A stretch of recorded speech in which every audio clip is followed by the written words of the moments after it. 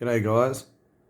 So in the last video I was showing you the error with the panel meter, and I said what I was going to do is try and identify these chips and see what I could do from there. So I've had at first not too much luck because I had trouble trying to find out what this part is here. I suspect it's like an op amp or an ADC. I don't think it's going to be an ADC, but who knows. The ST part is a microcontroller, so, and the other little part on the back of this little panel meter in the corner there is just a 3.3 volt LDO regulator. So that just powers the micro. So there's no reference on this board. And those resistive dividers, if you look at where they go to, that's just multiplexing the display off of that micro. That's powering the micro. So that literally just leaves that chip to do the voltage sensing, comparing against a reference, all that sort of stuff. So I think what's going on here is the chip is providing a reference to that, and it's comparing the incoming voltage against the reference. I wasn't able to identify that chip or get a data sheet for it. So what I've done, sorry, it's just hard to hold the camera and do this. Crikey, how am I going to do this? Let me just set the phone down for 1 sec. I know your viewing angle's completely upside down. I'm literally just going to hook up to my multimeter leads an alligator clip so I can clip on to this yellow wire here. And then I will come back. Sorry guys, I hope that's not making you feel funny watching the screen spin around, but I knew there was going to be an op amp, a reference, a resistive divider, at least in this circuit. I've modified a few panel meters like this before. I'll show you one in a sec.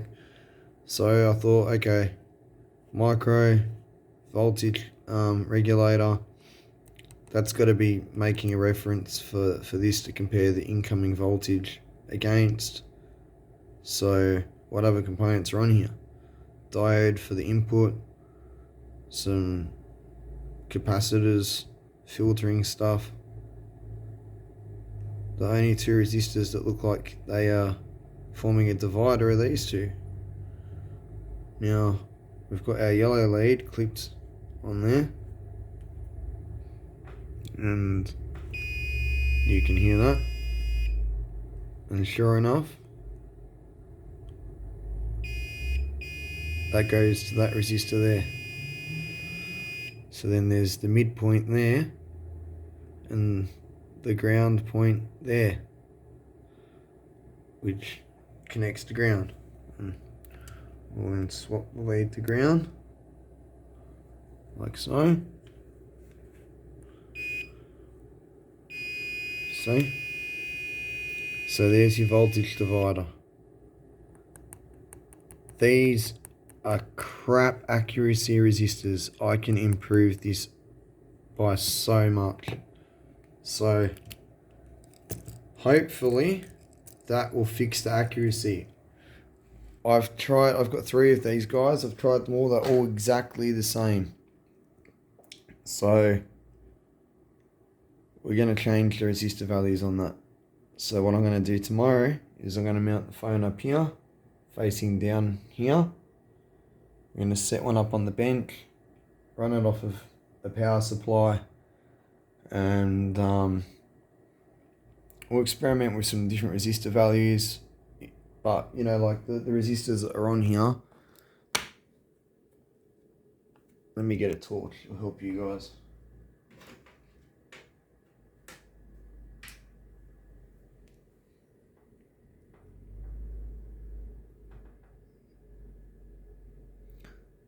I don't know if you can tell or not, but yeah, they're just carbon resistors, I'd say. I don't think they're metal film. I don't think they're even 5%, let alone 1%. They might be. I don't know my SMD parts, but they just look like bog standard resistors to me. So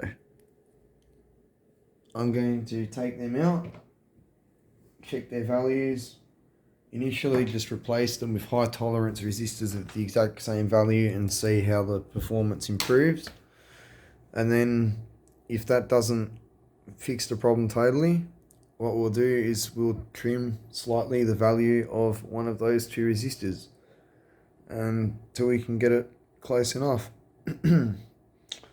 The only other thing that I can see that might work with this is to form a voltage divider on one of its sense wires between the output, so that it's got a slightly biased to negative or positive sense wire on the opposite rail. We might have to do that and change the resistor values, but I'm pretty confident in playing around with some resistor values in the divider network.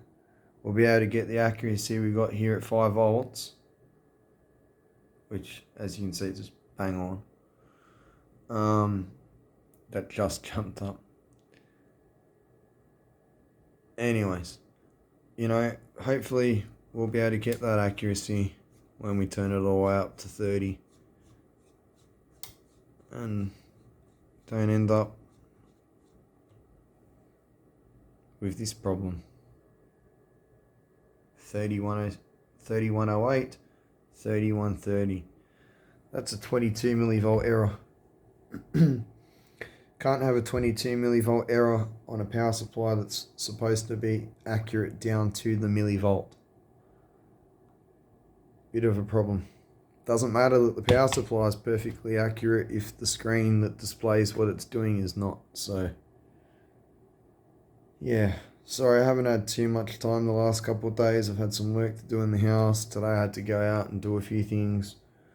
So I just thought I'd come in tonight in here, have a look at these couple of chips, see what they were, and then trace out the circuitry on one of these, and then tell you guys what the plan is to go from there, and also so you guys understand what we're going to be doing. We're going to basically change the values of the resistors if we have to, very slightly, to trim the error, and we're going to put resistors that have a better temperature coefficient and a better tolerance in there, in hopes of gaining a higher accuracy. Alright, that's all for tonight, guys. I'm sorry I don't have much content. Like I said, I've been busy, but I'll be back at it tomorrow. So, I'll see you soon.